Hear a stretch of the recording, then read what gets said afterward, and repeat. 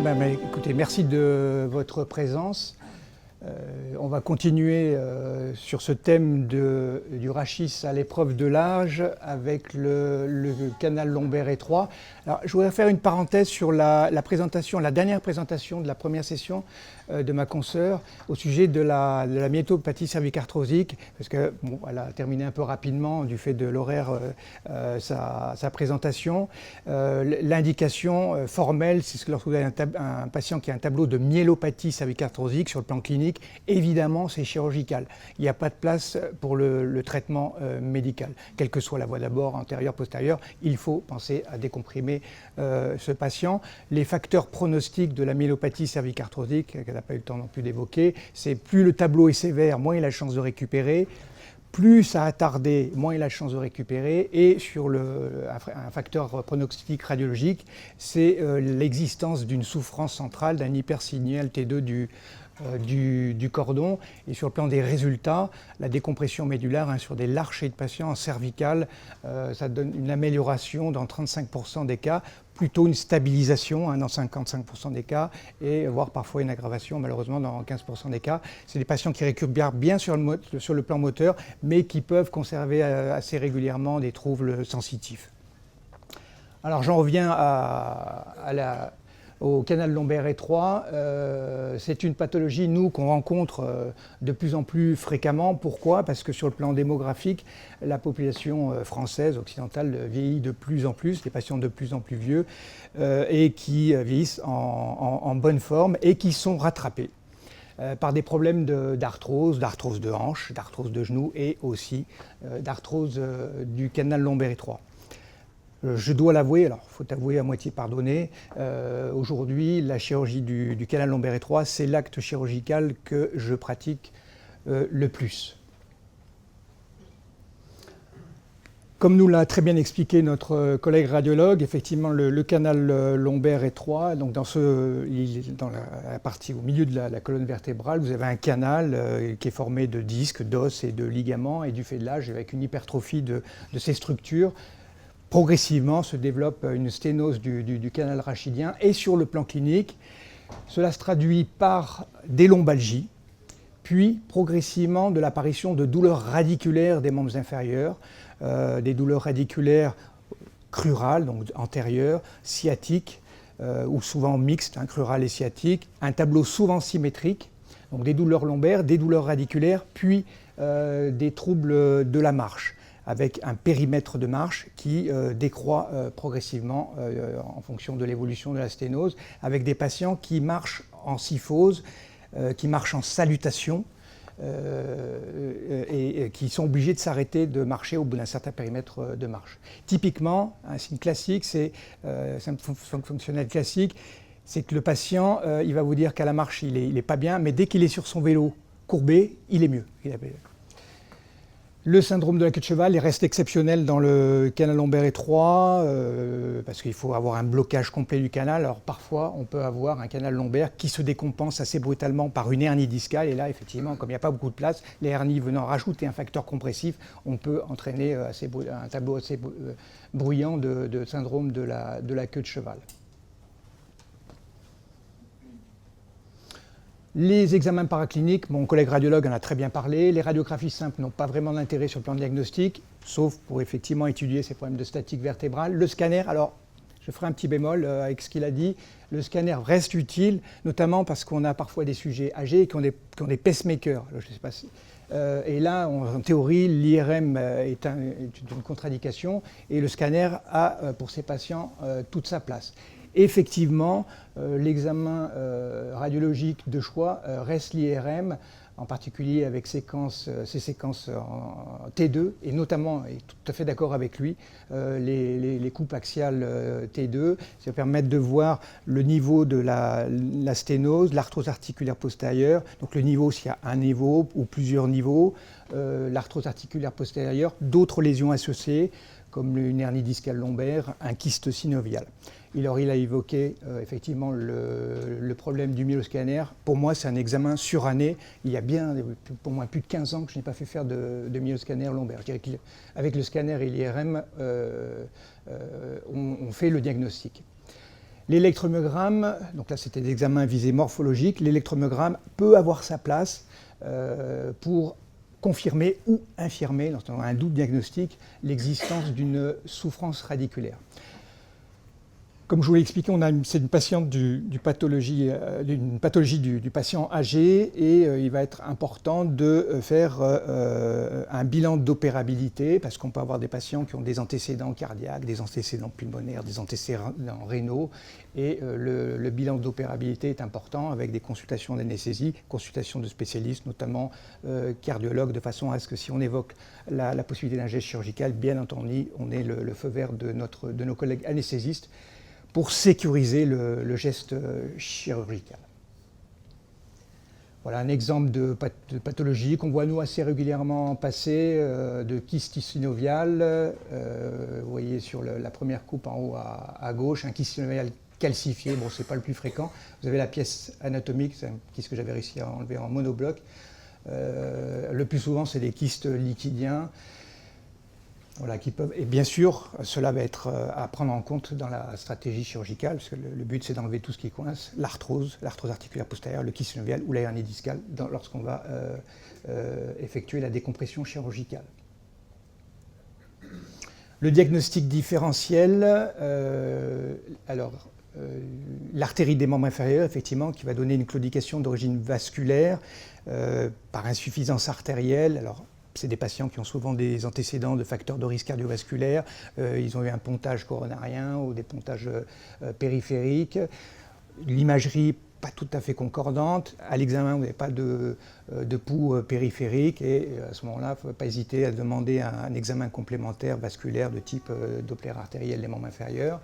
La claudication médulaire, on l'a évoqué effectivement avec ma collègue concernant la myélopathie cervicarthrosique, où la sténose est sous-jacente au canal lombaire et d'origine soit cervicale, dorsale. Donc lorsqu'on a un doute, à l'examen clinique, j'en reviens à l'examen clinique de ces patients qui ont un canal lombaire étroit, à l'examen clinique, donc ils vous décrivent des douleurs radiculaires et il y a souvent associé, il y a une diminution et souvent une abolition des réflexes rotuléens et chyléens.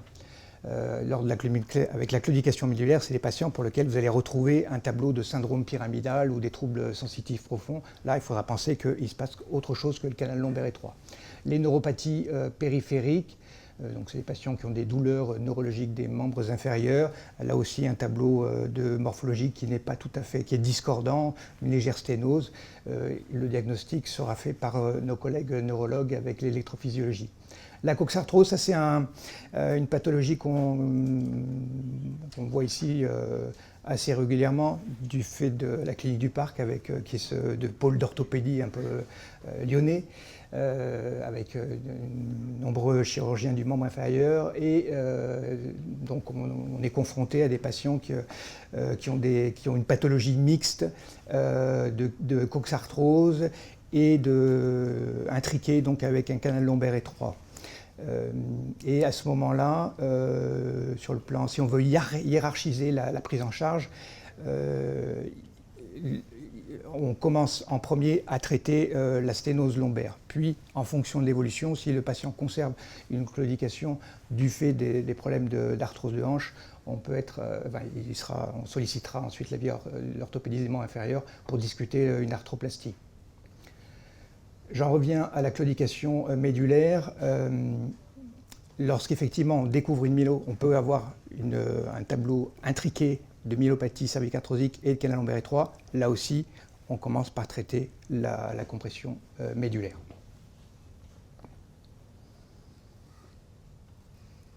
Voilà un piège diagnostique. C'était une patiente qui passait sa retraite au Portugal, au soleil, et qui avait des troubles de la marche et qui s'est fait opérer là-bas d'un canal lombaire étroit. Et malgré la prise en charge chirurgicale de décompression lombaire, bon, je n'avais pas pu récupérer les images initiales, elle est arrivée à mon cabinet avec des troubles de la marche extrêmement sévères. Elle était en fauteuil roulant. Et avec à l'examen clinique, non pas une abolition des réflexes, mais un tableau pyramidal franc, des réflexes vifs, un signe de Babinski, une trépidation épileptoïde, des troubles sensitifs profonds, et vous voyez à l'imagerie médulaire l'existence d'un processus intracanalaire, intradural, en l'occurrence un méningiome rachidien, donc, effectivement, là, qui justifiait d'une indication opératoire avec l'image post-opératoire à votre droite. Alors, concernant la prise en charge du canal lombaire étroit, en particulier chirurgical, si le patient, je dirais à contrario de la hernie discale lombaire, où la hernie discale lombaire, c'est une substance molle qui peut se résorber dans 80% des cas. Dans 80% des cas, la nature fait bien son travail et vous avez des patients qui viennent vous voir parce qu'ils ont eu une sciatique ou une cruralgie. À l'interrogatoire, ils vous disent qu'ils vont mieux, voire qu'ils n'ont plus de douleur. Bien entendu, il ne faut pas les opérer.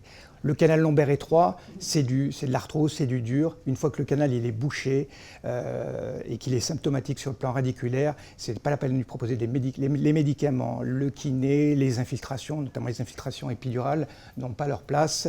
La discussion, elle est chirurgicale. Il apparaît logique, quand ils ont un tableau de canal lombaire étroit clinique avec des troubles radiculaires, des troubles de la marche, il apparaît logique de leur proposer un geste chirurgical de décompression radiculaire. S'ils ont uniquement une symptomatologie lombaire, là, il n'y a pas besoin de se précipiter vers une prise en charge chirurgicale. Les traitements médicaux, les soins de kiné, voire d'ostéopathie, les infiltrations articulaires postérieures peuvent rendre service en attendant, puis surveiller l'évolution. S'il apparaissent des troubles de la marche, là, des troubles radiculaires, là on peut être amené à opérer. Alors sur le plan chirurgical, sur le plan technique, c'est par un abord postérieur. Dans le cadre de souffrance de pathologie unilatérale, on peut être amené à proposer un geste unilatéral de recalibrage unilatéral donc du canal par un abord postérieur qui consiste donc à enlever l'arthrose, à ouvrir le récessus. Parfois il y a une hernie discale associée, donc on enlève l'hernie discale. Bon, ce n'est pas la majorité des cas. Le plus souvent, la sténose elle est centrale et latérale à la fois. Et donc par un abord postérieur là également, le but c'est par un abord postérieur d'enlever les lames, soit faire ce qu'on appelle une laminectomie, enlever le ligament jaune, de façon à ouvrir le canal, et maintenant plus souvent on élargit un peu plus sur les facettes de façon à ouvrir les foramen au niveau des étages concernés. C'est une chirurgie qui est assez fastidieuse à faire, notamment quand il y a plusieurs niveaux. Il faut prendre son temps de recalibrer sur le canal au milieu, d'enlever l'arthrose. Alors on utilise, comme ça a été montré tout à l'heure avec la minectomie cervicale, des petits rongeurs qui grignotent l'arthrose de plusieurs tailles en fonction du degré de la sténose. Et parfois la fraise lorsqu'on a une épaisseur d'os qui est importante. Et donc, à chaque niveau, on élargit le canal au milieu et sur les côtés de façon à bien dégager les racines. Lorsqu'il y a une hernie discale, on l'enlève également. Sur le plan chirurgical, la durée d'opération, il faut au moins 1 heure. Bien sûr, tout dépend du travail qu'il y a à faire. S'il y a plusieurs niveaux, bien sûr, c'est plus long. C'est des patients, donc bien sûr sous anesthésie générale, c'est des patients qui sont levés le jour de l'opération et qui maintenant sortent, dans mon expérience, de plus en plus vite. Quand j'ai commencé la neurochirurgie, il y a maintenant plus de 25-30 ans, à l'hôpital neurologique, les patients opérés d'hernie discale lombaire étaient restés 7 jours et on gardait les patients 10 jours en hospitalisation pour un canal lombaire étroit. Aujourd'hui, 48 heures après, ils peuvent sortir. Moi, je leur laisse un drain 24 heures. Au bout de 24 heures, je leur enlève le drain. Et si ils veulent sortir, le surlendemain, ils peuvent sortir. Alors, soit ils rentrent à domicile, et comme je vous l'ai expliqué, c'est des sujets âgés qui vivent parfois seuls, soit ils vont en maison de convalescence, avec une maison de convalescence qui a été initiée, organisée en amont. Avec des suites, pendant 1 mois, on leur donne des consignes de repos et de marche pour la cicatrisation profonde. Au bout d'1 mois, on revoit nos patients et au bout d'1 mois, ils peuvent reprendre plus d'activité physique, plus de marche, vélo, natation, reprendre progressivement tous les sports, le golf, le ski, des activités sociales, professionnelles lorsqu'ils sont encore en activité. Les risques d'une telle chirurgie, donc il y a le risque incompressible et anesthésie, l'infectieux incompressible également. Hématome, ça demeure exceptionnel. En 25 ans de carrière, j'ai une fois un hématome compressif.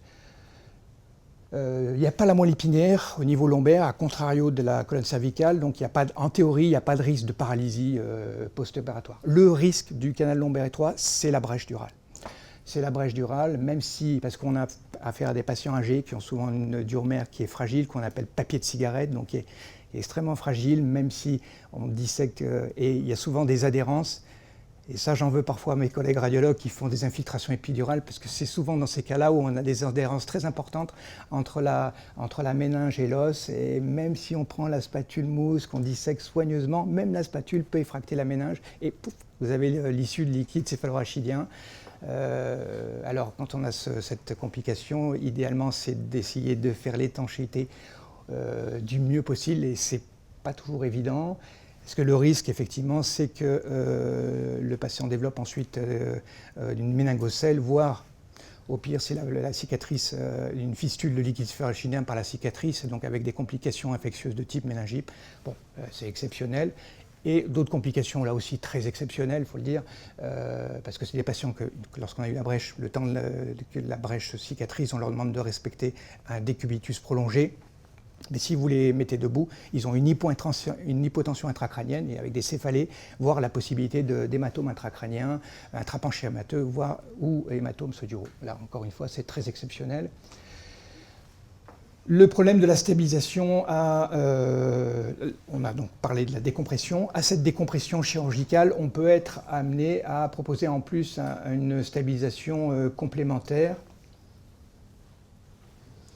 Ouais, c'est le cas de ce ou cette patiente qui a un canal lombaire étroit segmentaire L4-L5 avec un glissement de la vertèbre, un listhésis L4-L5 dégénératif. Donc dans ce cas-là, effectivement, dans le même temps, on va associer un geste de décompression et de stabilisation, ici donc par la mise en place d'une arthrodèse avec une greffe entre les vertèbres et des vis pédiculaires L4-L5 sur cette sténose monosegmentaire L4-L5. Si on ne fait pas ce geste, le fait en fait de décomprimer, simplement de décomprimer, on va déstabiliser davantage ce rachis et c'est des patients qui vont nous dire qu'ils vont être bien 6 mois et 6 mois après vous les voyez arriver parce que la vertèbre a continué de glisser et donc il faut les réopérer et c'est toujours plus compliqué. Donc le mieux c'est de le faire en même temps, un geste de décompression et stabilisation. Un cas clinique, pour terminer, un patient vous voyez, de 90 ans, bon là je suis un peu extrême, hein, parce qu'en général c'est des patients qui ont 60, 70, de plus en plus de 80 ans, qui a des antécédents d'arythmie cardiaque, ce qui est assez régulier, qui était extrêmement gêné, avec des douleurs radiculaires membre inférieur très importantes et surtout un périmètre de marche limité à 50 mètres. Son fils est médecin généraliste, il m'avait adressé son père et la veille de l'opération, il m'avait appelé, il m'a dit écoutez, il va vraiment pas bien, il se grabatisait. Il avait été obligé de le porter dans le service lors de l'hospitalisation. Donc il avait un bilan cardiologique anesthésique favorable. Je l'ai donc opéré par une décompression postérieure. Il est rentré à la maison avec une hospitalisation qui avait été organisée par son fils. Et 3 jours, un mois plus tard, je reçois ce texto. Votre opéré, oui, à 1 mois, il promène sa canne, conduit sa BMW et rentre chez lui, encore merci, avec cette petite vidéo voilà, associée. Alors, ça vous fait sourire, mais c'est vrai que c'est bon. C'est très satisfaisant de recevoir ce type de vidéo. Et j'en profite justement pour cette vidéo pour vous témoigner le ressenti de ces patients.